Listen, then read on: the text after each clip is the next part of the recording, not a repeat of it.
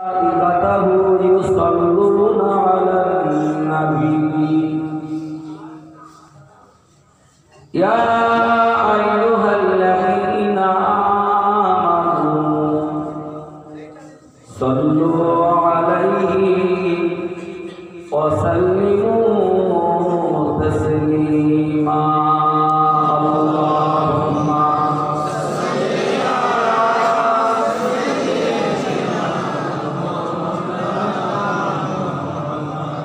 وعلى آل سيدنا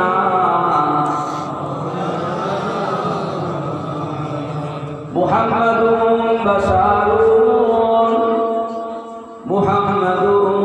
بشار ليس كالبشر يقولون حجر ليس كالحجر بلغ العلا بكماله كشف الدجى بجماله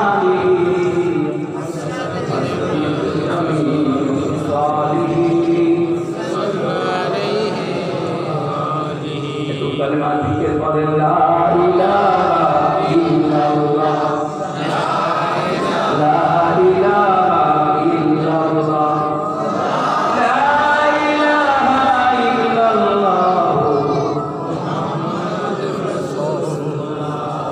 لا سبحان إلا الله لا رحمن إلا الله لا غفران إلا الله बोलो ला इलाहा इल्लल्लाह ला इलाहा इल्लल्लाह ला इलाहा इल्लल्लाह मुहम्मदुर रसूलुल्लाह आमीन अल्हम्दुलिल्लाहि रब्बिल आलामीन वस्सलातु वस्सलामु अला रसूलिल करीम وعلى آله وأصحابه أجمعين ربنا آتنا في الدنيا حسنة وفي الآخرة حسنة وقنا عذاب النار رب اشرح لي صدري ويسر لي أمري واحلل عقدة من لساني يفقهوا قولي রব্বুল আলামিন আমরা গুনাহগার পাপী দাবী তোমার বান্দা বান্দি পাহাড় সম গুনাহ নিয়ে তোমার শাহী দরবারে খালি গুনাহ উঠিয়েছি রব্বুল আলামিন আজকের এই পবিত্র মিলাদুন নবী জলসা সিরাজুন নবীর মাহফিলে আল্লাহ আমাদের সকলের জিন্দেগির গুনাহটাকে maaf করে দাও আল্লাহ রব্বুল আলামিন আজকের এই পবিত্র মাহফিল তোমার শাহী দরবারে তুমি মঞ্জুর করে নাও কোরআন হাদিসের আলোকে ওয়াজ নসিহত বিশ্ব নবীর সিরাতে পাক আমাদের সকলের জন্য হিদায়াতের ওসিলা বানিয়ে দাও আল্লাহ রব্বুল আলামিন আল্লাহ এই সুন্দর মাহফিলের ইন্তজাম যারা করেছেন আর্থিকভাবে সহযোগিতা দিয়ে দৈহিক শ্রম দিয়ে আল্লাহ খাস করে যারা মূল্যবান সময়ে আল্লাহ এখানে উপস্থিতি হয়েছে কিয়ামতের কঠিন দিবসে এই মাহফিল আমাদের সকলের জন্য নাজাতের জারিয়া বানিয়ে দিও আল্লাহ রব্বুল আলামিন আমার আগে সব আলেমে দ্বীনের আওয়াজ নসিহত করেছে আল্লাহ আমি নাদান গুনাহগার যা কিছু বলার আশা করছি আল্লাহ আমাদের সকলের আলোচনাকে শাহী দরবারে মঞ্জুর করে নাও আল্লাহ রব্বুল আলামিন আল্লাহ আমাদের ছেড়ে আধার কবর নীরব নগরে যারা চলে গেছেন আজকের এই সুন্দর পাক মাহফিল তাদের সকলের জন্য নাজাতের জারিয়া বানিয়ে দাও আল্লাহ সাল্লাল্লাহু তাআলা আলা নবিয়্যিল কারীম ওয়া আলা আলিহি ওয়া আসহাবিহি আজমাইন আমিন। بالحق لا إله إلا الله محمد رسول الله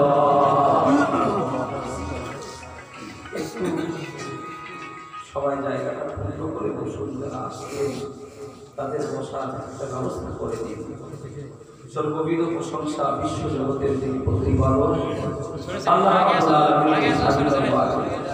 আমরা কৃতজ্ঞতা স্বীকার করছি যে আল্লাহ পাক আমাদেরকে এই সুন্দর পবিত্র মাহফিলে আসা ও বসার তৌফিক দিয়েছেন সবাই দরবারে ইলাহিতে একটু শুকর গুজার হই কৃতজ্ঞতা স্বীকার করি সকলেই বলি আলহামদুলিল্লাহ আরেকটু মহব্বত করে বলেন আলহামদুলিল্লাহ আমার সাউন্ড বুঝতে পারছেন তো একটু ক্ষমা চাইছি আসলে এই যে ঠান্ডা গরম আপনাদের দোয়া আপনাদের আল্লাহ মায়েদের দোয়া প্রতিদিন দুটো কোনোদিন তিনটেও প্রোগ্রাম আমাদের এলাকায় করতে হয় তো আল্লাহ নিয়ে এসছেন আর এসেও আপনাদের দেখে মানে আপনাদের এই ফুলের মতো আপনারা সাজিয়ে বসেছেন আমি খুব খুশি হয়ে আরো একবার আল্লাহ শুকরিয়া আদায় করছি আলহামদুলিল্লাহ কোরআন কারীমে আল্লাহ তাআলা বলেছেন লা ইন শাকারতুম লাযিদান্নাকুম যদি তোমরা কৃতজ্ঞ হও শুকরিয়া আদায় করো লাযিদান্নাকুম তাহলে আমি আল্লাহ তোমাদেরকে বাড়িয়ে দেব কি বাড়িয়ে দেবে কৃতজ্ঞতা স্বীকার বা শুকরিয়া আদায় করার ক্ষমতা আল্লাহ বাড়িয়ে দেবে বা তাফসীরে এসেছে আল্লাহ কিন্তু যে নিয়ামত তিনি দিয়েছেন সেই নিয়ামতকে আরো বৃদ্ধি করে দেবেন বলুন সুবহানাল্লাহ আল্লাহ কৃতজ্ঞতা শুকরিয়া আদায়ের পর সমগ্র জগতের জন্য যিনি অনন্ত কল্যাণ হুজুর রহমতে আলাম সাইয়্যিদুল মুরসালিন শাফিউল মুজনবিন রহমাতুল লিল আলামিন হুজুরের উপরে অগণিত দরুদ সালাম সমস্যারে আরেকবার বলেন সাল্লাল্লাহু আলাইহি ওয়াসাল্লাম সম্মানিত ভাইরা আজকে যে রাসূলকে নিয়ে আমরা আজকে এই মজলিসে বসেছি যাকে নিয়ে আমরা আলোচনা করতে বসেছি আমার আগে মৌলানা মুফতি মুসা সাহেব তিনি আমার সাথী আমার খুব ক্লোজ ফ্রেন্ড আপনাদেরকে স্বল্প সময় শুনিয়েছেন তার পূর্বে আমার তারা মৌলানা সাহেব ও মাদ্রাসার সুযোগ্য তিনি মুদাররিস তিনি আপনাদেরকে শুনিয়েছেন তাদের মুখ থেকে যেগুলো শুনেছেন সেগুলো মাথায় রাখবেন আমি গুনাহগার আপনাদের খেদমতে এখন রাসূল করিম সাল্লাল্লাহু আলাইহি ওয়াসাল্লামের জীবন নিয়ে তার লাইফ হিস্ট্রি নিয়ে তার লাইফ স্টাইল নিয়ে একটি কথা শেয়ার করতে চাইছি আগে জানবেন এই যে মজলিসে আমরা বসেছি এই যে জায়গাটায় আমরা বসেছি এখন যাকে নিয়ে আমরা আলোচনা করতে বসেছি তিনি হলেন রহমাতুল লিল আলামিন সমগ্র জগতের জন্য আল্লাহ পাক তাকে রহমত বানিয়েছেন বলেন সুবহানাল্লাহ আর একটু মহব্বত করে বলেন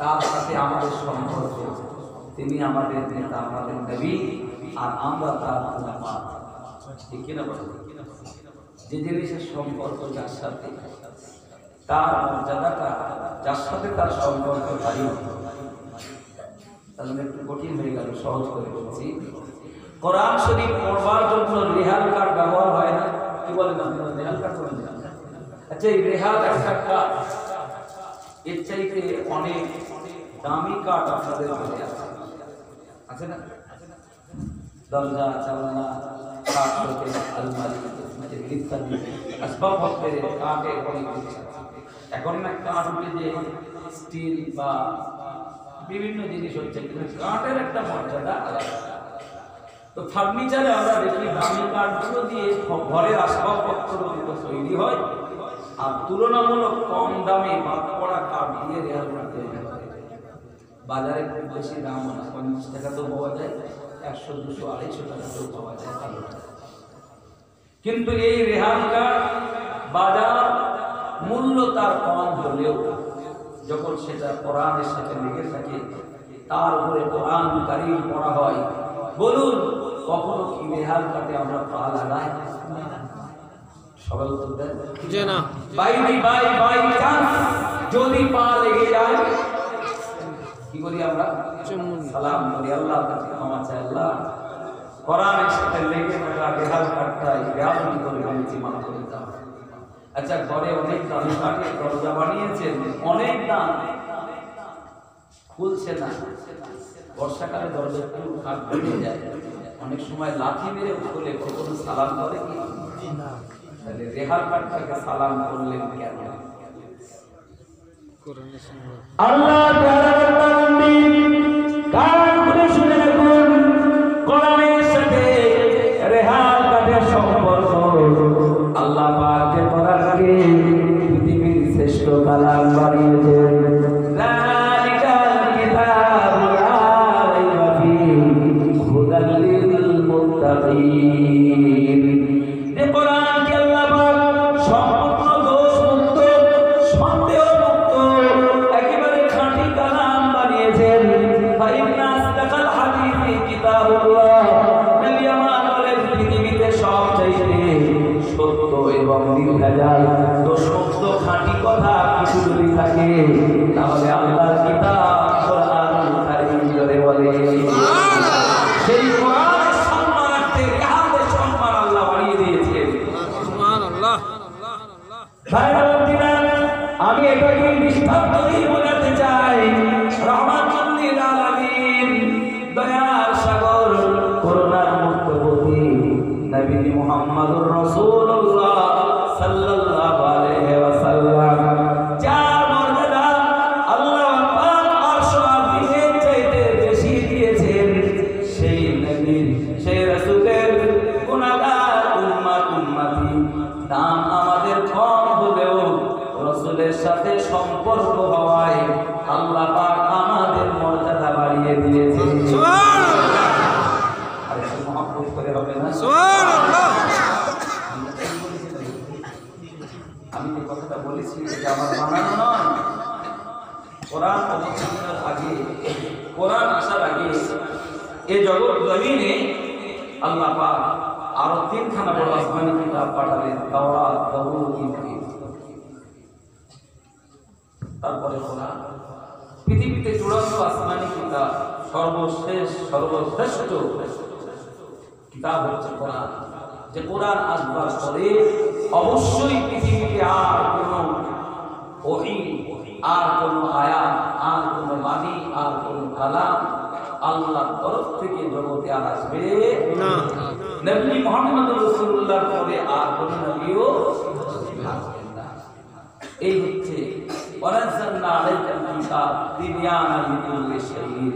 আল্লাহ বলছেন, আমি যে কিতাব নাযিল করেছি, যে কোরআনুল কারীম দিয়েছি, এই কিতাবের ভিতরে আমি আল্লাহ সমস্ত বিষয় এর ভিতরে আমি দিয়ে দিয়েছি। বলেন সুবহানাল্লাহ। আমি আপনি কোনটা নেবেন? অর্থনীতি, সমাজনীতি, রাজনীতি, ব্যবসা নীতি, সংসার নীতি, সমস্ত নীতিমালা আল্লাহ পাক কোরআন কারীমের ভিতরে দিয়ে দিয়েছে।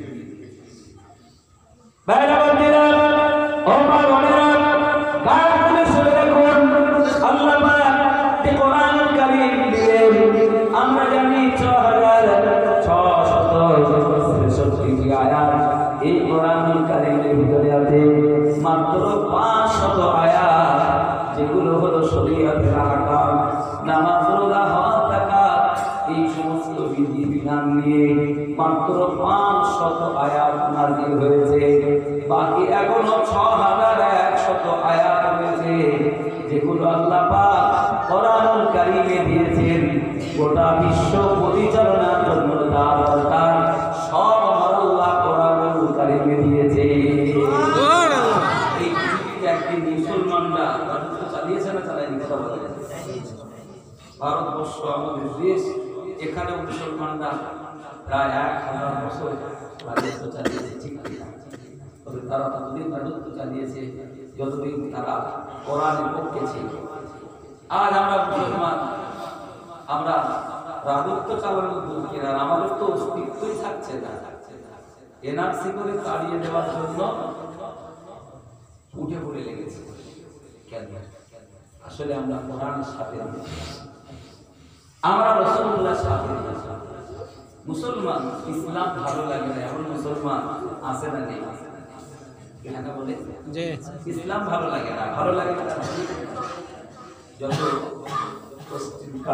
মানে কালচার, যত বিবিধের সংস্কৃতি, এইগুলো তাদের ভালো লাগে।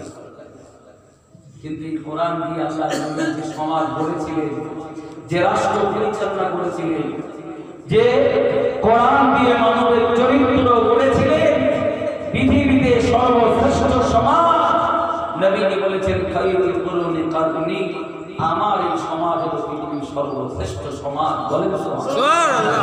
সে যুগের মতো আর ছিল কি?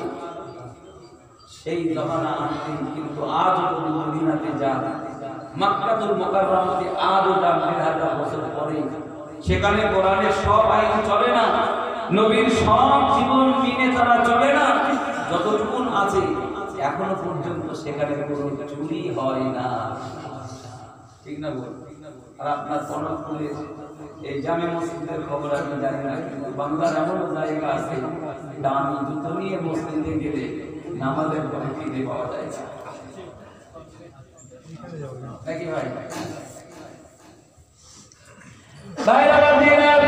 সারা মদিনাতে মদিনা মুনাওয়ারাতে আল্লাহ হাবিব আল্লাহর নবী রাওদায়ে আতহারের ভিতরে আজও তিনি অবস্থান করতেন। নবী মুহাম্মদুর রাসূলুল্লাহ হায়াতে জীবনে দুনিয়ার জমিনে বেঁচে নাই, দুনিয়া থেকে তিনি পর্দা নিয়েছেন, তিনি আজ রাওদা শরীফের ভিতরে আছেন। যদিও আমাদের বিশ্বাস আল্লাহ নবী মুহাম্মদুর রাসূলুল্লাহ সাল্লাল্লাহু আলাইহি ওয়াসাল্লাম তিনি অবশ্যই হায়াতুন নবী, তিনি নূরের নবী। ধরে বলেন সুবহানাল্লাহ। কিন্তু মক্কাবাসী, মদিনাবাসী তারা আজও মনে করে নবী মুহাম্মদুর রাসূলুল্লাহ এখনো যেন তিনি আমাদের মাঝে আছেন। সুবহানাল্লাহ। রাসূলুল্লাহর মাথার উপরে একটা আয়াত লেখা আছে, কোরআনুল কারীমের একটা আয়াত লেখা আছে, মাজারের উপরে লেখা আছে। যে আয়াতটি নাযিল হয়েছিল রাসূলুল্লাহ উপস্থিতিতে সাহাবীরা একটা বিষয় নিয়ে কথা কাটাকাটি করছিলেন। কথা কাটাকাটি হয় না অনেক সময়। হযরত ওমর বলছেন এটা করতে হবে, হযরত আবু বকর বলছেন না এটা করতে হবে। দুজন তো দিকপাল সাহাবী, জান্নাতি সাহাবী, কিন্তু একটা গোত্রের নেতা নির্বাচনের ব্যাপারে দুজনের ভিতরে যখন মতভেদ হচ্ছে, মতখেলাফ হচ্ছে, তারা একজন আরেকজনকে চাপানোর করতে যে কথার ভয়েসটা, ভলিউমটা বেড়ে গেছে।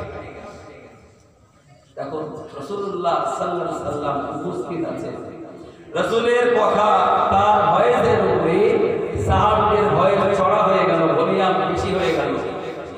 রাসূলের এতটুকু বিয়াদবি আমার আল্লাহ বরদাস্ত করে না।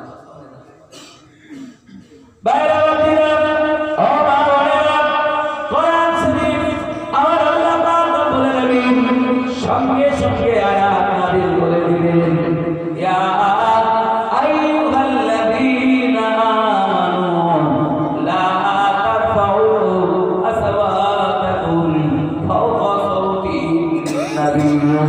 খবরদার ঈমানদারেরা, তোমাদের কণ্ঠস্বর, তোমাদের ভয়েস বা তোমাদের ভলিউম বা তোমাদের আওয়াজটা নবী মুহাম্মদুর রাসূলুল্লাহর কণ্ঠস্বরের উপরে না যায়।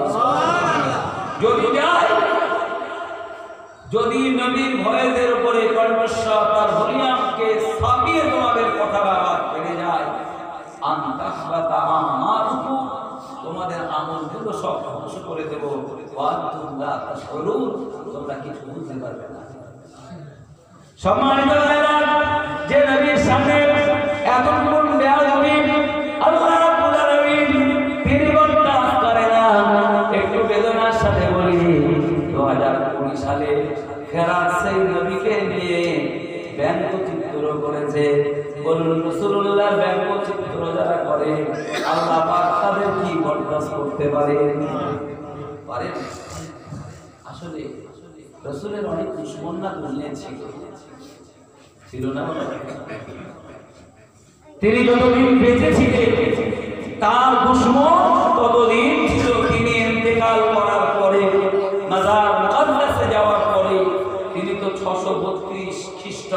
ইন্তেকাল করলেন 1160 খ্রিস্টাব্দে। ইহুদিরা মদিনায় এসে, ইহুদিরা প্রশিক্ষণ নিয়ে, ট্রেনিং নিয়ে মদিনায় এসে তারা দাড়ি টুপি জুব্বা পাগড়ি সব নিয়ে দেখলে মনে হতো ঘরে ফেরেশতা এসেছে।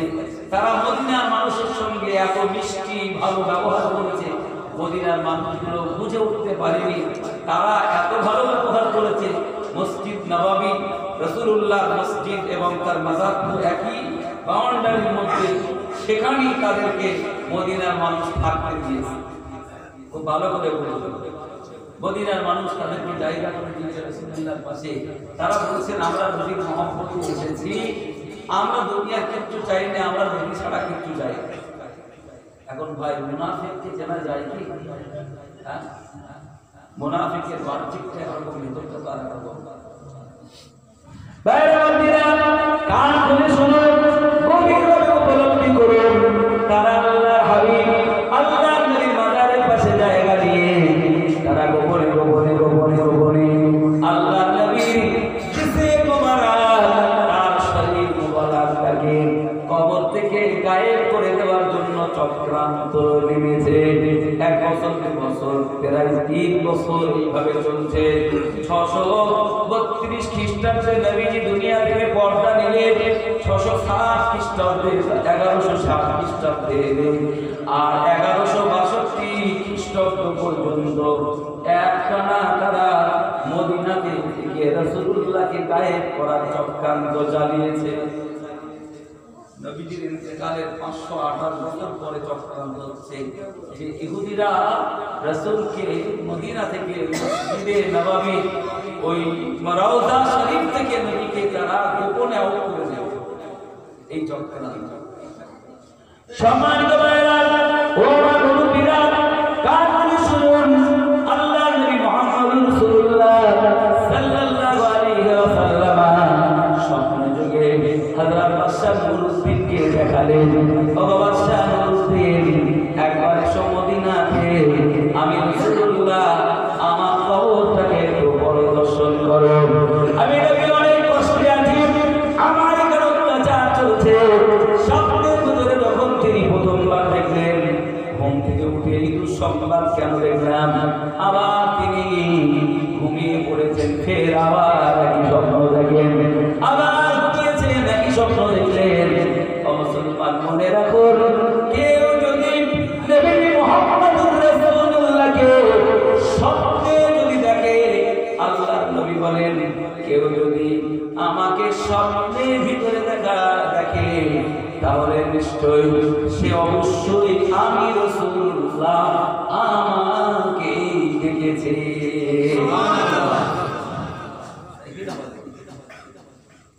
মান রাআনি ফিল মানামি ফাকাদ রাআল হক ফাইন্না শাইতান লা ইয়াতামাসসালু বিসূরাতি। আল্লাহর নবী বলেন, সাহাবীরা উম্মতেরা যে আমাকে দেখবে অবশ্যই সে আমি রাসূলুল্লাহ আমাকেই দেখলো, কারণ ইবলিস শয়তান আমি রাসূলুল্লাহ আমার সূরা ধরতে পারে না।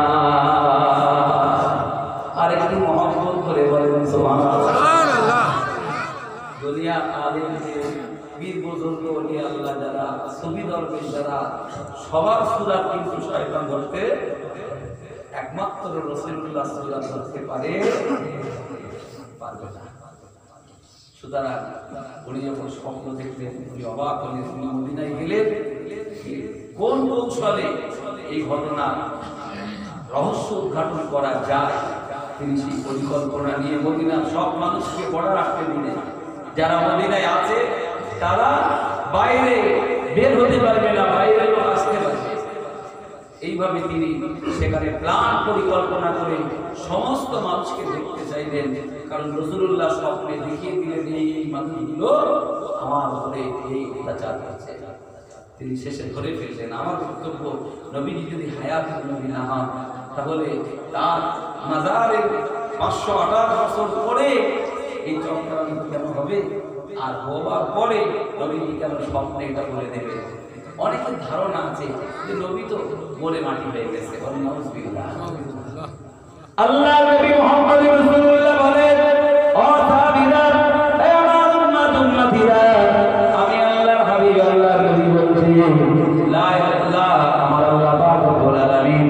ইন্নাল্লাহ নিশ্চয়ই মহান আল্লাহ হারামা আলাল আরদি আন তাকুলা আজসাদাল আমবিয়া।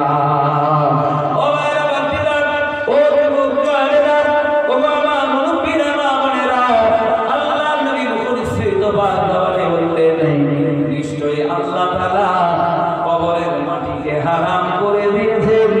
কবরের মাটি কশিন কালে নবীদের জিসিম মোবারক খেতে পারবে না। সুবহানাল্লাহ। আর কি করে হবে না? সুবহানাল্লাহ। আচ্ছা, যত মানুষ এই যে আমরা মাটি দিই, অনেক সময় কবর করতে করতে হাড্ডি পাওয়া যায় না, তাহলে ওই মানুষগুলো কবরে দেওয়া হয়েছে, তাদের হাড্ডি পাওয়া যাচ্ছে, মানে তাদের গোশত, তাদের যে দেহর গঠন সেগুলো সব মাটি হয়ে গেছে। বহুদিন হয়ে গেলে মাটি আস্তে আস্তে সব খেয়ে নেবে, কিন্তু নবীরা তারা ইন্তেকালের পরে কবরে যে মাটি হবে। আর একটি হাদিস শরীফ শুনুন, রাসূলুল্লাহ যেদিন মিরাজে যান, তিনি মক্কা শরীফ থেকে বাইতুল্লাহ থেকে বাইতুল মুকাদ্দাসে ভ্রমণ করেছিলেন, ঠিক কিনা বলেন? কোরআন শরীফের সূরা বানী ইসরাঈল আল্লাহ বলেছেন সুবহানাল্লাযী আসরা বিআবদিহি লাইলাম মিনাল মাসজিদিল হারামি ইলাল মাসজিদিল আকসা। এই যে কোরআনের আয়াত এসেছে, নবী মিরাজ যাবে, তিনি মক্কা শরীফ থেকে বাইতুল মুকাদ্দাস পর্যন্ত প্রায় 1 মাসের রাস্তা, তিনি রাতের একটু মুহূর্তে একটুখানি সময় তিনি ভ্রমণ করলেন। নবীজি বলেন যেদিন আমি রাত্রে বাইতুল মুকাদ্দাসে গেলাম, যাওয়ার পথে বাইতুল মুকাদ্দাসের নিকটে একটা লাল বর্ণের টিভি, ওই জায়গা দিয়ে যখন আমি অতিক্রম করলাম, আমি দেখতে পেলাম ওখানে আল্লাহর নবী মুসা সালামের মাজার আছে, কবর আছে। নবী মুসা সালাম তার কবরের ভিতরে দাঁড়িয়ে দাঁড়িয়ে নামাজ আদায় করছে। সুবহানাল্লাহ। মারাতু আলা মুসা লাইলাতা উসরাবি, হাদিস শরীফ এসেছে, আমি যখন মুসা নবীর কবরের ধাপ দিয়ে অতিক্রম করি, আমি দেখছি যে নবী মুসা সালাম তার কবরের ভিতরে তিনি নামাজ পড়ছেন। লম্বা হাদিস। ভাইরা আমার, এই রাসূল যখন মিরাজে গেলেন, মিরাজ থেকে ফেরার পরে উম্মতের জন্য কত ওয়াক্ত নামাজ দিয়েছিলেন? কোন নবী সাক্ষাৎ হলো? মুসা নবী তো কবরে নামাজ পড়ছেন, আমরা গালি গালি দিতে পারি। তাহলে যারা বলে তারা বলেন নবীরা ইন্তেকালের পরে শুধু কবরে জীবিত না, তারা চাইলে আল্লাহ পাক তাদেরকে এমন পাওয়ার দেন। আজকে গণতন্ত্রের ভাইরা, এই আল্লাহর ওলির দরবারে এখানে আল্লাহর মাহবুব রয়েছেন আব্দুল আজিজ সাহেব হুজুর কলসুরি রহমাতুল্লাহ আলাইহি। তার আমিনার মানুষ আপনারা, তার প্রতিবেশী মানুষ আপনারা, যে নবীর মাহফিল আপনারা গিয়েছেন, আল্লাহর নবী চাইলে 5000 মাইল 4000 মাইল দূর থেকে সোনার মদিনা থেকে রূহানি হালেও তিনি এই জায়গায় আসতেও পারে। সুবহানাল্লাহ। আসবেন, আসছেন, এর কোনো গ্যারান্টি দিচ্ছি না, কারণ সে চোখ নেই আমার, কিন্তু আসতে পারে। নবীদেরকে আল্লাহ পাক সেই রকম পাওয়ার দিয়ে থাকে। সম্মানিত ভাইরা, উলামা বলবেন না, আপনারা নিশ্চয়ই জানেন কলিকাতার জমিনে রাসূলের নবীর সুফি সম্রাট হযরত ফাতিহ আলী ওয়াইসি রাহমাতুল্লাহ আলাইহির নাম আপনারা শুনেছেন, যিনি আমার আপনার মুজাদ্দিদুজ জামান আমিনুশ শরীয়ত আলা হযরত দাদা হুজুর পীর কিবলা রাহমাতুল্লাহ আলাইহির মস্ত বড় পীর ছিলেন। তিনি এমন দরজার আল্লাহর ওলি ছিলেন, আল্লাহর হাবিব আল্লাহর নবীকে যখন ইচ্ছা তখন তিনি দেখতেন। সুবহানাল্লাহ। যখন ইচ্ছা তখনই নবীর সাথে তার দেখা হতো। ভাইরা আমার, সেই দরজা তিনি লাভ করেছিলেন। সুতরাং আমি বলতে চাইছি, নবী মুসা সাল্লামকে রাসূলুল্লাহ মিরাজের রাতে, ইসরা রাতে বাইতুল মুকাদ্দাসের কাছে দেখলেন। আমার মিরাজ থেকে ফেরার পরে মুসা সাল্লাম বললেন, হুজুর, আল্লাহ পাক আপনার উম্মতের জন্য কি উপহার দিবেন? কি উপহার দিবেন? বললেন 50 ওয়াক্ত নামাজ দিবেন। নবী মুসা সাল্লাম বললেন, ইয়া রাসূলুল্লাহ, ইয়া হাবিবাল্লাহ, আমি উম্মত নিয়ে দুনিয়ায় করিয়েছি উম্মত নিয়ে, আমিও নবী আমার দায়িত্বের কাজ করেছি। কারণ উম্মতের চরিত্র মোটামুটি আমি জানি না জানি। সুতরাং আপনি আপনার উম্মত নিয়ে দুনিয়ায় আছেন, 50 ওয়াক্ত নামাজ যদি নিয়ে যান হাকিবা উম্মত পড়বে না, নাকি বলে? পড়বে কি? 5 ওয়াক্তের ভিতরে কত পড়ছে আমরা কথা বলে? হ্যাঁ, সপ্তাহে একটা দিন জুমার দিন ইমাম সাহেব জুমার 2 রাকাত ফরজ নামাজটা পড়িয়ে দিলেন। আমরা দেখলাম মসজিদ খালি হয়ে গেল। আপনাদের দিকে কি ভর্তি থাকে নাকি? কথা বড় মানুষ বসে আছে, আর চাচা তোমরা কি বাড়ি যাওয়া না বলে কোন কাজ নেই, মসজিদে বসে আছি নাকি? কোনো কাজ নেই তাই মসজিদে বসে আছে। যদি কাজ থাকতো বুড়ো মানুষগুলো মসজিদ থাকতো। আর যুবকরা চলে যায় কেন? যুবকরা বলে এই জন্য চলে যাচ্ছি, মসজিদে এসেছি 2 রাকাত ফরজ নামাজ পড়েছি, অনেক হয়েছে, বহুত কাজ, এখন না বুড়ো হই তারপরে মসজিদে এসে পড়ে থাকছি, ঠিক কিনা? অথচ এই যুবকদেরকে দেখি মেলাঘাট বাজারে দোকানে পাটে বিভিন্ন জায়গায় আড্ডা দেওয়ার জায়গায় ঘন্টার পর ঘন্টা সময় চলে যাচ্ছে, কোনো খবর। অথচ পৃথিবীতে শ্রেষ্ঠ জায়গা মসজিদ। নবী আমার বলে হাসরের ময়দানে কঠিন কিয়ামতের মাঠে 7 শ্রেণীর মানুষের আল্লাহ পাক আরশের ছায়া দেবেন।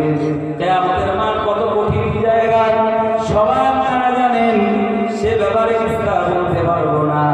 শুধু এতটুকু কথা বলি যে কিয়ামতের মাঠে কেউ আপনাকে আমাকে চিনবে না, কেউ আমার আপনার নিজের হবে না। শুধু কিয়ামতের মাঠের কথা কি বলবো? যখন প্রথম কোভিড-19 করোনা ছড়িয়ে পড়েছে, স্বামী বিদেশে থাকে, ফ্লাইটে বাড়ি এসছে, বাড়ি এসে কলিং বেল দিয়েছে, বউ দরজা খুলে দিয়েছে, কে গো?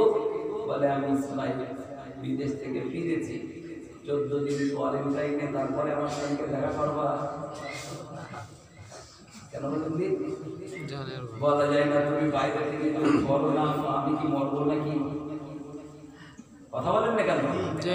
নিজের স্ত্রী, নিজের টাকার ঘর, নিজের এলাও নেই, নট এলাও, 14 দিন কোয়ারেন্টাইনে থাকো, তারপরে দুনিয়ায় স্ত্রী চিনছে না আপনার, হাসরে বলছেন হাঁটতে আঘাত লাগলে ভাই ভাইকে চেনে না, তোর রক্ত মুখে মেখে দেবো। আপনাদের কোনো কথা বলেন না কেন? ঠিক না ভুল? যে বড় ভাইরা ছোট ভাইকে আদর যত্নে স্নেহে লালন পালন করেছে বাপের মতো করে, সেই ছোট ভাই এখন বড় ভাইকে মারবার জন্য তৈরি, প্রচুর রক্ত মুখে মারবো, বলে না? বলে না? এটা দুনিয়ায় যদি এই হয়, কিয়ামতের দিন বিবাহের দিন কানা মিকদারু 50,000 সানা, 50,000 বছর লম্বা ওই দিনে সূর্যটা মাথার উপরে সবাই নবীরা নফসে নফসি করবে। সেই কঠিন দিনে কেউ আপন হবে? কোরআনুল কারীম বলছে ইয়াউমা ইয়াফিরুল মারউ মিন আখিহি, ওই কঠিন দিবসে আপনার ভাই আপনার থেকে পালাবে। ওয়া উম্মিহি ওয়া আবিহি, যে প্রাণের প্রিয় মা, যে প্রাণ প্রিয় বাবা, সেও আপনার থেকে পালাবে। ওয়া সাহিবাতিহি ওয়া বানিহি, প্রাণের বিবি, প্রিয় সন্তান, তারাও পালাবে। ওই দিন সূর্যটা মাথার উপরে এসে উপর করে তাপ দেবে, বেঈমান বেদিনগুলো সূর্যের তাপে মাথার কিলুগুলো ফুটতে থাকবে, আর চারদিক দিয়ে ঘাট দিয়ে কান দিয়ে চোখ দিয়ে মুখ দিয়ে মাথার কিলুগুলো ফুটতে ফুটতে গড়িয়ে পড়বে। ওই কঠিন কিয়ামতের দিন 7টা শ্রেণীর মানুষকে আল্লাহ পাক জান্নাত দেবেন, মানে আরশের ছায়া দেবেন। সেই 7 শ্রেণীর ভিতরের একটা শ্রেণী হলো আল্লাহর নবী বলেন ওয়ারাজুলুন কলবুহু মুআল্লাকুন ফিল মাসাজিদ, তার মানে মসজিদের সাথে যাদের সম্পর্ক রিলেশন থাকবে তাদেরকে আল্লাহ আরশের ছায়া দেবেন। জোরে বলেন সুবহানাল্লাহ। আমি এইটা বোঝাবার জন্যই তো এগুলো বললাম। তবে আল্লাহ শুকরিয়া আদায় করুন যে কিয়ামতের দিন কেউ আমাদের চিনবে না, যে কিয়ামতের মাঠে কেউ আমাদের হবে না, সেই কিয়ামতের মাঠে একজন আমাদের জন্য সুপারিশ করবেন। তিনি কে? বলে তিনি আমাদের জন্য সুপারিশ করবেন। তিনি মাকামে মাহমুদের নিচে থাকবেন। তিনি কাঁদবেন মাকামে মাহমুদের নিচে। রাসূল পাক বলেন আমি মাকামে মাহমুদের নিচে কান্না করব। আমার চোখের পানিতে যখন হাসরের মাটি ভিজবে, আল্লাহ পাক রব্বুল আলামিন বলবেন হে আমার হাবিব ইরফা রাসাকা, মাথা তোলো আর আমার কাছে সুপারিশ করো। আমি আল্লাহ তোমার সুপারিশকে মঞ্জুর করে দেব। নবীজি বলে ওই সময় তামাম উম্মতের জন্য আমি রাসূলুল্লাহ আল্লাহর দরবারে সুপারিশ করব। তাদেরকে সুপারিশ করে আমি রাসূলুল্লাহ আল্লাহর দয়া জান্নাতে নিয়ে যাব। তাহলে রাসূলুল্লাহ সুপারিশ করবেন, তার মানে জান্নাতে যাব না? যাব না? তাহলে কি করলাম? রাসূলুল্লাহ তো বলেছেন জান্নাতে নিয়ে যাবেন, তাহলে কি করলাম? লাগবে। এজন্য ভাইরা বলছে ভাইভাবে আস্তে আস্তে গুড়ি মেরে চলে যাচ্ছে। লাইন ঘাটে ক্লিয়ার করেই জান্নাতে ঢুকে পড়তে হবে, পালিয়ে জান্নাতে যাবে না। সম্মানিত ভাইরা, রাসূলের প্রাণের প্রিয়, তার অত্যন্ত কাছের খাদিমুর রাসূল হযরত আনাস ইবনে মালিক, যিনি 10 বছর নবীকে খেদমত করেছেন, সেবা দিয়েছেন, তিনি জিজ্ঞেস করেন ইয়া রাসূলুল্লাহ, ইয়া হাবিবাল্লাহ, হুজুর কিয়ামতের মাঠে আপনি যে আপনার উম্মতের জন্য সুপারিশ করবেন, সবার আগে আপনার উম্মতকে নিয়ে জান্নাতে যাবেন। আপনি বলেছেন যখন কোন নবী আর উম্মতেরা জান্নাতে যেতে পারবে না, তখন আপনি আর আপনার উম্মত সবার আগে বেহেশতে যাবেন। তো হুজুর আপনার কাছে জানতে চাই ইয়া রাসূলুল্লাহ, ইয়া হাবিবাল্লাহ, হুজুর সেই দিন আপনার উম্মত কারা হবে? সবাই হবে না বেছে বেছে উম্মত বেছে দেবে?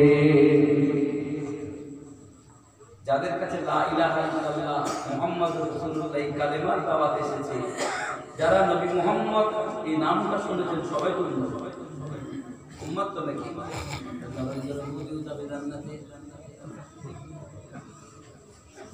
আমাদের এই পাকা শয়তান ঘোষ, বুঝলেন তো, গরু সোনা বের করে, ও বেচতে যাবে। হ্যাঁ যাবে কি? কিছু কিছু মুসলমান আছে, কিছু কিছু মুসলমান ডিজিটাল মুসলমান, জীবনে তারা মাথা লাগাতে চায় না। ঘোষের মতো এরাও কি লাগবে কথা বলে? নবী আমার বলে ও প্রিয় আনাস, হাসরের ময়দানে কারা আমার উম্মত হবে, কাদেরকে আমি আমার উম্মত বলে অ্যাকসেপ্ট করব, গ্রহণ করব, জানো যাদের চেহারাতে আল্লাহ রাব্বুল আলামিন এমন নূর দেবেন, এমন জ্যোতি দেবেন, সেই চেহারাগুলো হাসরের ময়দানে জ্যোতির্ময় হবে, আলোকময় হবে। সেই চেহারাগুলো দেখে আমি রাসূলুল্লাহ বলবো এরাই আমার উম্মত। জোরে বলে সুবহানাল্লাহ। এদের জন্য আমি সুপারিশ করব। শুধু তাই নয়, হাওয়ায়ে কাউসারের পানি তাদের জন্য আমি পান করতে দেব, বাকিদেরকে আমি রাসূলুল্লাহ তাড়িয়ে দেব। হযরত আনাস বলে ইয়া রাসূলুল্লাহ, ইয়া হাবিবাল্লাহ, ওই যে চেহারায় নূর হবে, যে চেহারায় জ্যোতি হবে, জ্যোতির্ময় চেহারা কিভাবে হবে? কি এমন আমল করলে আল্লাহ পাক ওই জ্যোতির্ময় চেহারা দান করবেন? নবী প্রিয় সাহাবী যখন এই জিজ্ঞেস করলেন, রাসূলুল্লাহ বললেন দুনিয়ার নামাজি যারা যারা ওযু করবে, ওযুর কারণে আল্লাহ রাব্বুল আলামিন ওযুর অঙ্গগুলি করে দেবে সুবহানাল্লাহ। উজুতে প্রথম তো মুখমণ্ডলটাই ধুই নাকি বলে চারটে ফরজ। ইদা কুনতুম ইলা সালাতি ফাগসিলু উজুহাকুম ওয়া আইদিয়াকুম ইলাল মারাফিক ওয়ামসাহু বিরুসিকুম ওয়া আরজুলাকুম ইলাল কাবাইন। মুখমণ্ডল ধুতে হবে, দুই হাতের কনুই ধুতে হবে, মাথা মুছেও করতে হবে, আর পায়ে ওজুর ফরজ চারটে। অনেক মুসলমান আছে ওজুর ফরজ করা বলতে পারবে না, আপনাদের দিকে নেই কিন্তু কোনো কোনো জায়গায় পাওয়া যায়। ছেলের মাস্টার্স করেছে, বিয়ে শাদী হবে, দেখাশোনা করবে, পাকা দেখা বলে। এখন মেয়ের যে দাদু সে হচ্ছে এক হাজি সাহেব, নাতনি বিয়ে দেবে আর না জামাই হবে, আপনাদের কি বলে?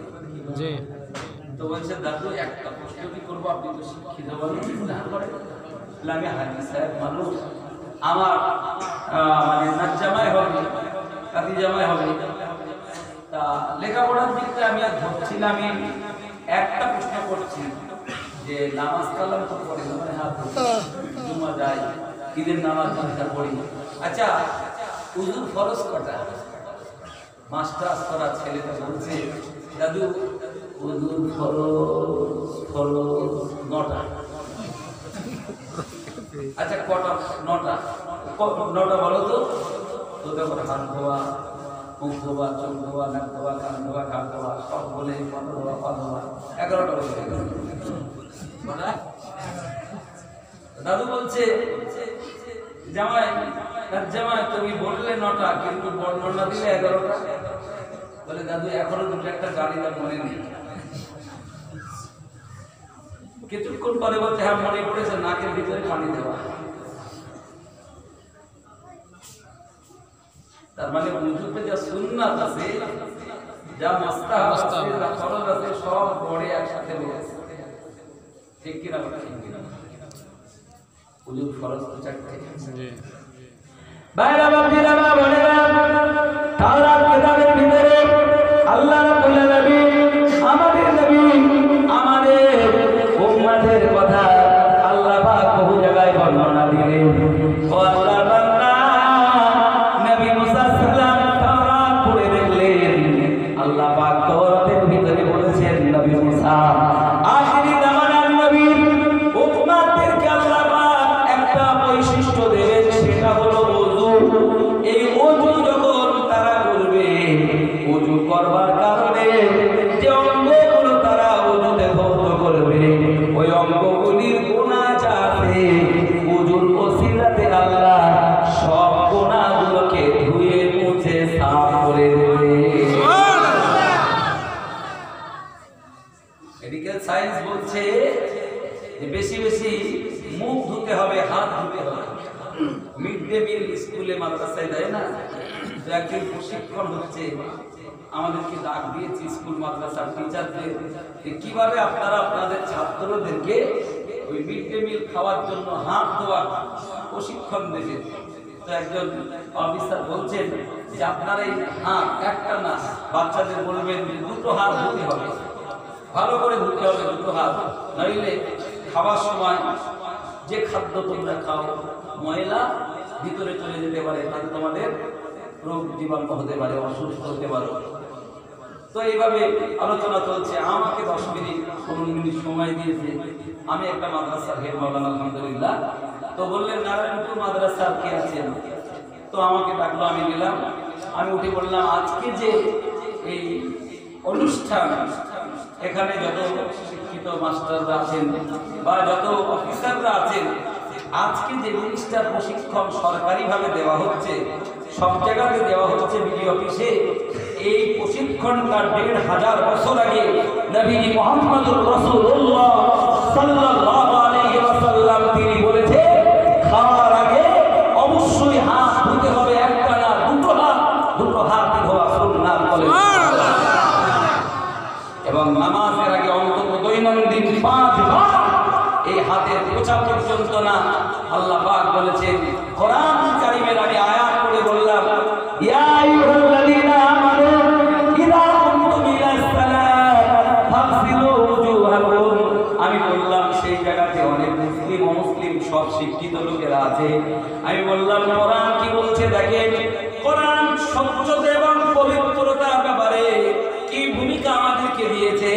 ইযা কুনতুম ইলা সালাত, আমি বললাম মুসলমানরা 5 ওয়াক্ত নামাজ পড়ে, তো নামাজের আগে আল্লাহর নির্দেশ ফাগসিলু ওজুহাকুম, টোটাল মুখটা ভালো করে ধুয়ে নাও, অন্তত 3 বার ধোয়া সুন্নাত। জোরে বলে সুবহানাল্লাহ। একবার তো ধুতেই হবে ফরজ, 3 বার ধুতে হবে সুন্নাত নিয়মে। ওয়াইদিয়াকুম ইলাল মারাফিক, হাতের কবজি পর্যন্ত নয়, কোনই পর্যন্ত ধুতে বলা হয়েছে। তারপরে মাথা মুছিও করতে বলা হলো, তারপরে বলা হলো যে তোমরা তারপরে নিজেদের পা খানা ধুয়ে নাও। ধরে বলেন সুবহানাল্লাহ। সম্মানিত ভাইরা, একটু উপলব্ধি করুন কোরআন আমাদেরকে সুন্দর শিক্ষা দিলেন। যে জামানার মানুষ যে পিরিয়ডে পিপাসা লাগলে পানির পরিবর্তে তারা চুল্লু খেত। চুল্লু বোঝেন তো নাকি? কি বলেন ভোলা রাত্রি খেয়ে দেখি এমনি ঘরে ঘুম হয় না, টেনশন, আয় রোজগার নেই, লকডাউনে ঘরে ঘুম হয় না, রাস্তার ধারে নাম লাগাচ্ছে, রাস্তার ধারে পড়ে নাক লাগাচ্ছে। মানে সুস্থ আছে না অসুস্থ? আপনাদের দিকে কেউ খায় না তো আপনারা খায়। কুকুর চিন্তা করতেছে যে এতক্ষণ তো ঘুরলাম, পেশাব লেগেছে, কোথায় করব? কুকুর পেশাব করার সময় দেখে শুনে পারে না, পারে না, এসে দেখছে পড়ে আছে বেটা, এর মুখে দিয়ে। ওর মুখে দিয়েছে। কার মুখে দিয়েছে? কার মুখে? মায়া কাটা কাল্লা। আরে ঘুমের ঘরে গরম পানি বলবো, ঠান্ডার সময় দুটো খেয়েও ফেলেছে। খেয়ে চিন্তা করে এত গন্ধ কেন, এত ঝাঁজ কেন, রহমতের পানি দিলে কে? এদিক ফিরে দেখে 4 পিড়ে জন্তু দাঁড়িয়ে আছে, ওর নিচ থেকে তখন ঠোপাচ্ছে, তাহলে রহমতের পানি কে দিল? খুব রাগ হয়ে গেছে, পরে মাঠ থেকে যত পালিয়ে গেছে। এবারে সেই রাগে রাগে বাড়ি আসছে। বাড়ি আসতে যে কখন যে লুঙ্গিটা খুলে গেছে বুঝতে পারি, মাথালের যে কন্ডিশন। বাড়ি এসে বউটাকে ডাকছে, মা তাড়াতাড়ি ঘর খুলে দাও। মা দৌড়ে গায়ে চলে গেছে, এই ঘর তো খুলবে। মাথালের যে অবস্থা হয় না, হয় না? কেন ইসলাম হারাম করেছে একটু বুঝতে হবে। ইসলাম তো সায়েন্টিফিক ধর্ম। ইসলামে একটা খারাপ জিনিস দেখা যাবে না। কেন মদকে হারাম করবে? ইন্নামা হারাম আলাইকুমুল খামর ওয়াল মাইসির। আল্লাহ কেন মদকে হারাম করেছেন দেখলে? বউটাকে ডাকছে, মা দরজা খুলে দাও। বউ তো দরজা খুলে দিও। মা, তুমি আমারে মা বলছো? আমি কি মা হই নাকি? আরে স্ত্রীকে যদি মা বলে সম্বোধন করে, মায়ের সাথে তুলনা দেয় শরীয়তের মসলায়, সেই স্ত্রীর সাথে সংসার করা যায় কি? জেহার হয়, জেহার। আলেমদের কাছে জিজ্ঞেস করে নেবে, জেহার করলে কাফারা না দিলে স্ত্রীর সঙ্গে সংসার করা যায় না। আর সে কাফারা হলো একটা গোলাম আজাদ করা, নইলে 2 মাস টানা 7 দিন রোজা রাখতে হবে, তা নইলে 60 জন মিসকিনকে খাওয়া যাবে। কত সহজ নয়। যাই হোক, এখন স্ত্রী লক্ষ্য করে দেখে, নজর করে দেখে বেটার লুঙ্গি খোলা। তো বউ বকবে না, বকবে না? জোরে বলে, ও তো বকছে জোর। তখন ও বলছে, দেখো আমি মাথা হতে পারি, আমার গ্যাস্ট্রিক আছে, আমার সম্মান আছে, তুমি যার দুপুরে আমার বদনামি করবা, লোক শুনলে খারাপ বলবে। চিন্তা করে ও চুল্লু খেয়ে রাস্তায় পড়ে আছে, কুত্তায় ওর মুখে পেশাব করেছে, ওতেও লজ্জা লাগিয়ে দিই, ওতেও গ্যাস্ট্রিক যায়নি। বউ বকলে ওর গ্যাস্ট্রিক যায়। শুধু বউটা ভালো মানুষের মেয়ে বলে এখনো বাটা কোম্পানির জুতো হাতে নেই। অন্যায় বললাম নাকি? আরবের জাহিলি সমাজে সেই পিরিয়ডে মানুষ মদ চুল্লু খেয়ে তারা ওই রকম দিশিহারা হয়ে যেত। আর মদ খেলে সব অপরাধ করতে পারে, খুন করতে পারে, ধর্ষণ করতে পারে, তারা সব অন্যায় করতে পারে। নবী এসে বললেন, আল্লাহ পাকের কোরআন দিয়ে তাদের বোঝালেন, তাদেরকে উপকার ক্ষতির দিকটা সব বোঝালেন। অবশেষে সেই সমাজ মদ মুক্ত, সুদ মুক্ত, ছিনতাই মুক্ত এবং খুন মুক্ত সম্পূর্ণ পবিত্র শান্তির সমাজ তৈরি হয়ে গেল। বলে সুবহানাল্লাহ। ভাইরা আমার, কান খুলে শুনুন, আল্লাহ নবী মুহাম্মদুর রাসূলুল্লাহ সাল্লাল্লাহু আলাইহি ওয়াসাল্লাম এমন একটা সমাজ উপহার দিয়ে গেলেন। আমি আগে বলছিলাম, আগে আপনাদেরকে বলছিলাম, আল্লাহর নবীর সাথে এমন বেয়াদবি করলেও আল্লাহ বরদাস্ত করে না। সেই নবীর অনেক দুশমন, অনেক শত্রু, যারা নবীর জিন্দেগিতে জীবন বসায় শত্রুতা করেছে, নবীর চলার পথে কাঁটা বিছিয়েছে, রাসূলের চলার পথে কুয়া তুলে দিয়েছে, রাসূলুল্লাহকে গোশত খাওয়ানোর নামে বিষ খাওয়াবার চেষ্টা করেছে। এমনকি লাবিদ বিন আসিম রাসূলুল্লাহ চুল নিয়ে জাদু করে নবীকে ক্ষতি করতে চেয়েছে। লাবিদ বিন আসিম রাসূলের চুল দিয়ে, চুরুলি দিয়ে, সূচ নিয়ে, তিনটে নিয়ে জাদু করেছে। আর সেই জাদু করে পরিত্যক্ত একটা কূপের ভিতরে পাথর চালাবে। এখন রাসূলুল্লাহ ওই জাদুর কারণে দিন দিন জাদুর আসরে তিনি খানিকটা স্মৃতি হারাম হয়ে যাচ্ছেন। কোনো কাজ করে মনে করছেন করেনি, আবার না করেও মনে হচ্ছে করেছি, কারণ জাদু খুব ক্ষতিকারক। আদৌ পৃথিবীতে জাদু আছে, আছে না? জাদু যে করে সে কাকে হয়ে যায়। জাদু নবীজি খুব চিন্তায় পড়লেন, আল্লাহ আমার কি হলো জানি না, কেন এমন হচ্ছে তাও বুঝতে পারি না। আল্লাহ পাক রব্বুল আলামিন জিবরিল আমিনকে পাঠালেন, আর কোরআনুল কারীমের দুটো সূরা পাঠালেন। একটি সূরার নাম সূরাতুল ফালাক, আর একটি সূরার নাম হলো সূরাতুন নাস। আর যদি কাউকে কেউ জাদু করে, জাদুর প্রভাবে যদি কারোর ক্ষতি হয়, আর সূরা নাস ফালাক করে যদি ঝাড়ানো হয়, নাস ফালাকের তদবির করা হয়, সূরা নাস ফালাক করে যদি পানি পান করিয়ে দেওয়া হয়, আল্লাহর রহমতে জাদু তার থেকে দূর হয়ে যাবে।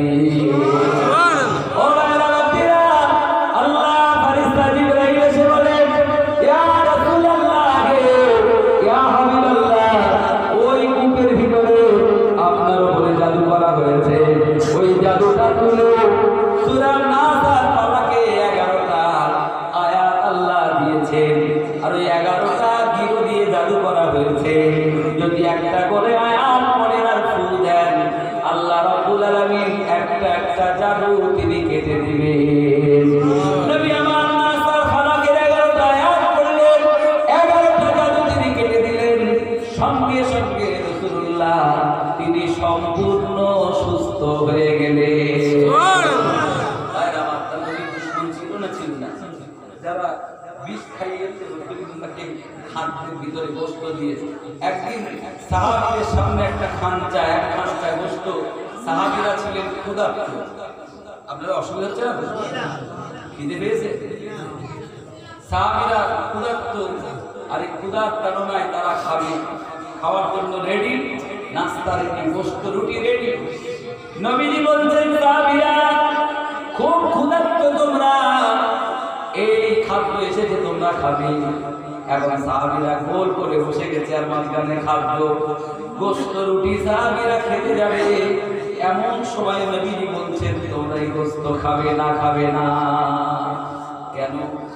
নবী আমার বলে, ও সাহাবীরা, এই গোশত আমাকে ডেকে বলছে, ইয়া রাহমাতাল লিল আলামিন, ইয়া শাফিয়াল মুজনাবিন, ইয়া রাসূলুল্লাহ, ইয়া হাবিবাল্লাহ, এই গোশত আপনি খাবেন না, আপনার সাহাবীদের খেতে দেবেন না, কারণ ইহুদি এই গোশতে বিষ মিশিয়ে দিয়েছে আপনাদের মারার জন্য।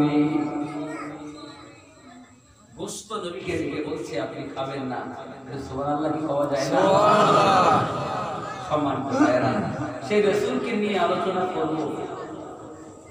যে আয়াতটা বলছিলাম, নবীর মাথার উপরে লেখা, লা তারফাউ আসওয়াতাকুম ফাওকা সাওতিন নবী, খবরদার নবীর কণ্ঠস্বরের উপরে, নবীর কথার আওয়াজের উপরে তোমাদের কোনো কথা আওয়াজ চলবে না। নবীর বেয়াদবি করা যাবে না। ও আল্লাহর বান্দা, আল্লাহ পাক রব্বুল আলামিন কোরআন শরীফে বললেন, হাবিব আপনি বলে দেন, কোন আপনি বলুন, ইন কুনতুম তুহিব্বুনাল্লাহ ফাত্তাবিউনি ইউহিব্বুকুমুল্লাহ। বলেন সুবহানাল্লাহ। নবী হে আপনি বলুন, যদি তারা মানে আমরা, ইন কুনতুম তুহিব্বুনাল্লাহ, আল্লাহর সাথে মহব্বত করতে চাই। আল্লাহর সাথে মহব্বত চান না চান না? কথা বলেন। কে চায় না আল্লাহর সাথে, মালিকের সাথে সম্পর্ক স্থাপন করি? সবাই তো তাই। আর আল্লাহর সাথে মহব্বত করতে গেলে রাস্তা কি? ফাত্তাবিউনি, নবী হে আপনি বলুন, তারা যেন আপনার তাবেদারি করে, আপনার অনুসরণ অনুকরণ করে। কি করে? ফাত্তাবিউনি, যেন তাবেদারি করে। যদি আপনার তাবেদারি করতে পারে আপনার উম্মতেরা, মানে আমার বান্দারা আপনার তাবেদারি যদি করতে পারে, আমি আল্লাহ স্বয়ং তাদের মহব্বত করব। জোরে জোরে বলেন সুবহানাল্লাহ। ইউহিব্বুকুমুল্লাহ, আমি আল্লাহ তাদের মহব্বত করব। শুধু মহব্বত না, নবী তাবেদার যারা হবে, ওয়া ইয়াগফির লাকুম যুনুবাকুম, তাদের জিন্দেগীর গুনাহগুলো আমি আল্লাহ মাফ করে দেব। তাহলে আপনি কি গুনাহ মাফ করতে চান? কারা কারা চান একটু হাত উঠান। নারে তাকবীর। আমরা তো গুনাহ মাফ চাই, তো গুনাহ মাফ করতে গেলে নবীর ইত্তেবা ছাড়া গুনাহ মাফ হবে না। সম্মানিত ভাইরা, আল্লাহ পাক বলছেন, ওয়া ইয়াগফির লাকুম যুনুবাকুম, তোমাদের জিন্দেগীর গুনাহ মাফ করে দেব। আল্লাহু গফুরুর রহিম। আর যে আল্লাহ মাফ করে দেবেন বলছেন, তিনি গফুর, তিনি হচ্ছেন রহিম। এই পৃথিবীতে গফুর কেউ না, রহিম কেউ না, একমাত্র রহিম হচ্ছেন, গফুর হচ্ছেন আল্লাহ রাব্বুল আলামিন। সম্মানিত ভাইরা, সেই নবী মুহাম্মদুর রাসূলুল্লাহ সাল্লাল্লাহু আলাইহি ওয়াসাল্লামকে ভালোবেসেছেন তার সাহাবীরা, তারে মহব্বত করেছেন, তার ইত্তেবা করেছেন, অনুসরণ করেছেন। তিনি যা বলেছেন সাহাবীরা তাই করেছেন, ঠিক কি না? একটা দৃষ্টান্ত দিয়ে যায়, ইসলাম প্রতিষ্ঠার জন্য অনেকগুলো লড়াই হয়েছে, হয়নি? অনেকগুলো লড়াই হয়েছে, অনেকগুলো যুদ্ধ সাহাবীদেরকে করতে হয়েছে। একটা লড়াই হয়েছে মুতার প্রান্তরে। কোথায় বাবা? মুতার প্রান্তরে 1 লক্ষ বেদিন। বেদিন কত? 1 লক্ষ। আর মুসলমান সাহাবী নবীজির সৈন্য মাত্র 3000। কতজন? নবীজি বললেন, আজ এই লড়াইয়ের ময়দানে তোমাদেরকে যেতে হবে। নবীর ইত্তেবা করে বসে, নবীর অনুসরণ, নবী যেটা বলবেন সাহাবীরা সেটা মানবে। কেমন সেটা? একটি দৃষ্টান্ত দেন। নবী আবার বললেন, সাহাবীরা এই 1 লক্ষ বেদিনের মোকাবেলাতে মাত্র 3000 সাহাবী তোমরা যাবে আল্লাহর দ্বীন প্রতিষ্ঠার জন্য, ময়দানে তোমরা লড়াই করবে। তবে নবীজি বললেন, এই লড়াইয়ের ময়দানে সরাসরি আমি যাব না, আমার রিপ্রেজেন্টেটিভ হিসাবে 3 জন সেনাপতি যাবে। যদি বলেন সুবহানাল্লাহ। আপনাদের কষ্ট হচ্ছে না? 3 জন যাবেন। একজন হলেন নবীজির পোষা সন্তান, পোষা ছেলে, নাম কি? হযরত যায়েদ রাদিয়াল্লাহু আনহু, নামগুলো মুখস্থ রাখবেন। দ্বিতীয় জন হলেন নবীজির চাচাতো ভাই, নাম হলো জাফর বিন আবি তালেব। তৃতীয় জন হলেন হযরত আব্দুল্লাহ বিন রাওয়াহা রাদিয়াল্লাহু আনহু। নবীজি বললেন, তোমরা 3 জন সেনাপতি, আমি নির্দেশ দিলাম আল্লাহর দ্বীন কায়েমের জন্য তোমাদেরকে সেনাপতি বানালাম। যাও, বাড়িতে যাও, বিবি আর বাচ্চাদের কাছ থেকে বিদায় সালাম করে আসো। এই জীবনে তাদের সাথে আর তোমাদের দেখা হবে না। সম্মানিত ভাইরা, হযরত যায়েদ দাঁড়ালেন, বললেন, ইয়া রাসূলুল্লাহ,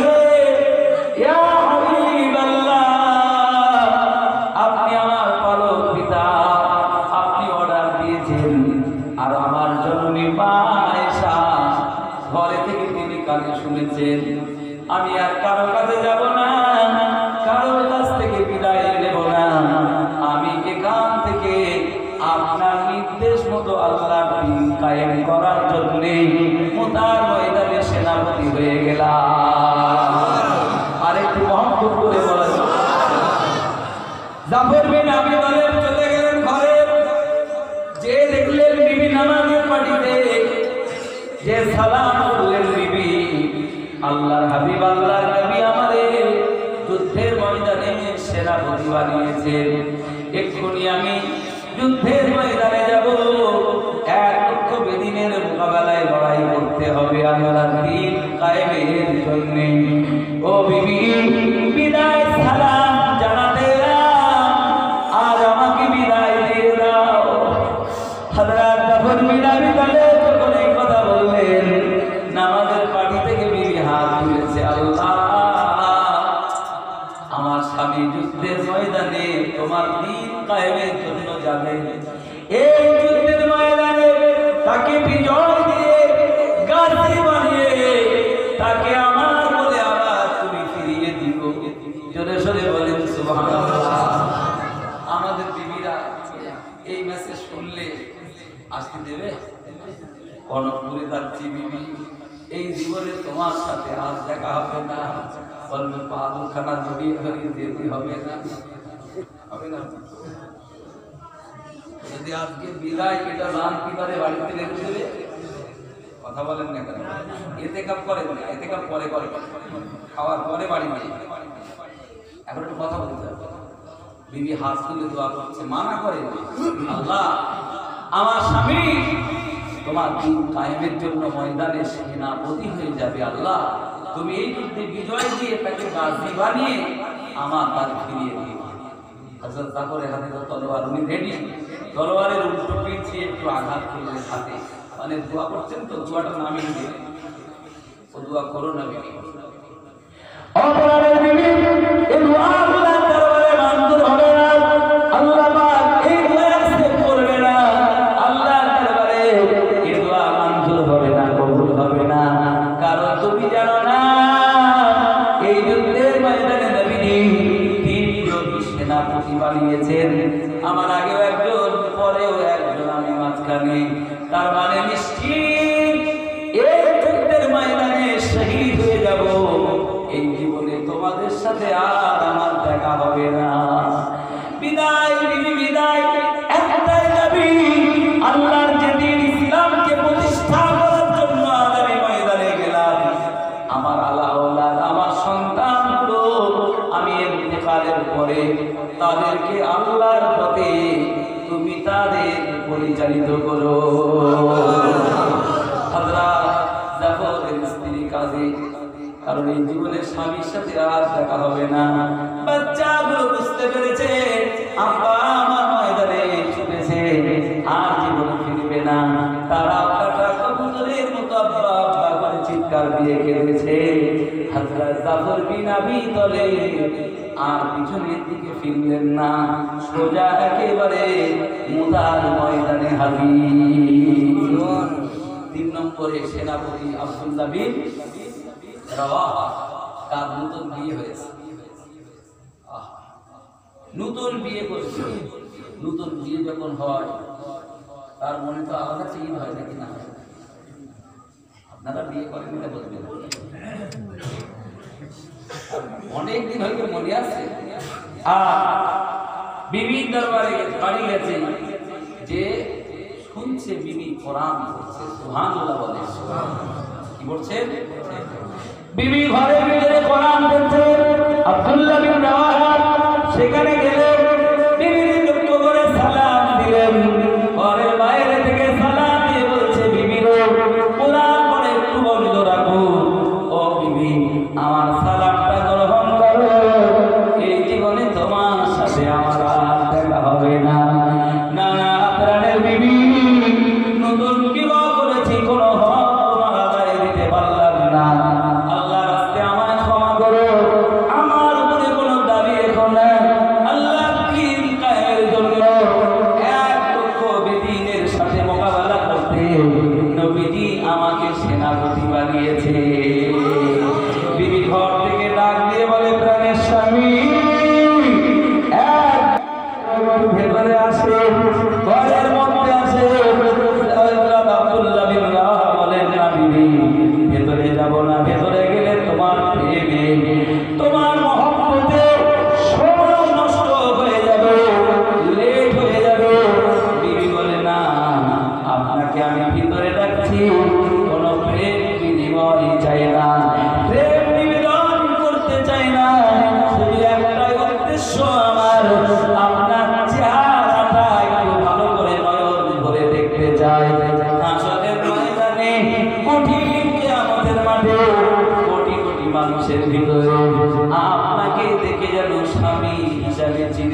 পারি। হযরত আব্দুল্লাহ বিন রাওহা ঘরের ভিতরে গেলেন না, বিবির ডাক শুনলেন না, কারণ শরীয়তের এটা বিধান। আল্লাহ যেখানে ডাকেন, নবীজি যেখানে ডাকেন, সেখানে বিবি বাচ্চা বা মা ভাই বোন কেউ ডাকলে তাদের ডাকের প্রাধান্য দেওয়া যাবে না। এখানে নবী আমাকে সেনাপতি বানিয়েছেন, আল্লাহ পাকের দ্বীন কায়েমের জন্য আমাকে আল্লাহ পাক মঞ্জুর করেছেন। কারণ আল্লাহ পাক কোরআন শরীফে জানিয়েছেন, ইন্নাল্লাহ তারা মিনাল মুমিনিনা আনফুসাহুম ওয়া আমওয়ালাহুম বিআন্না লাহুমুল জান্নাহ। আরেকটা মহব্বত করে বলি, আল্লাহ কি বলছেন যে ইন্নাল্লাহ, নিশ্চয় আল্লাহ তাআলা ইশতারা, তিনি ক্রয় করে নিয়েছেন, মিনাল মুমিনিনা, মুমিনদের থেকে, আনফুসাহুম ওয়া আমওয়ালাহুম, তাদের জীবন তাদের সম্পদ কিসের বিনিময়ে কিনেছেন আল্লাহ? জান্নাতের বেহেশতের বিনিময়ে। বলেন সুবহানাল্লাহ। ইকাতিলুনা ফি সাবিলিল্লাহ, তারা আল্লাহর রাস্তায় লড়াই করবে, আল্লাহর দ্বীন কায়েমের জন্য তারা জিহাদ করবে, লড়াই করবে। ফি সাবিলিল্লাহি ফায়াকতুলুনা ওয়া ইউকতালুন, তারা শহীদ হয়ে যাবে। তারা আল্লাহর দ্বীন কায়েমের জন্য আল্লাহর দুশমনদের মোকাবেলা তারা করবে। বলেন সুবহানাল্লাহ। এই কোরআনের আয়াত। আর এদেরকে আল্লাহ জান্নাত কি দেবেন? এই ওয়াদা আল্লাহ কোরআনে দিয়েছেন। আল্লাহর ওয়াদা সত্য কিনা? আল্লাহর ওয়াদা কোন 2 নম্বরই আছে? আমরা ওয়াদা করি ভাই আগামী রোববারে যদি আমরা ঠিক টাকা দিই, রোববারে কোনো যোগাযোগ নেই, কোনো ফোন নেই, কোনো কথা নেই, পরে 2 দিন পরে মঙ্গলবারে দেখা, কি ভাই রোববার তো চলে গেল, আরে ভাই এই রোববার বলে নেই, সামনে রোববার। এইরকম লোক আপনাদের কোনো পূর্বাদে আছে না? কথা বলতে হবে। এই ওয়াদা খেলা ছাড়াই মুসলমানের ওয়াদা যেটা হবে পালন করা লাগবে। বলেন ইনশাআল্লাহ। পালন করবেন তো নাকি?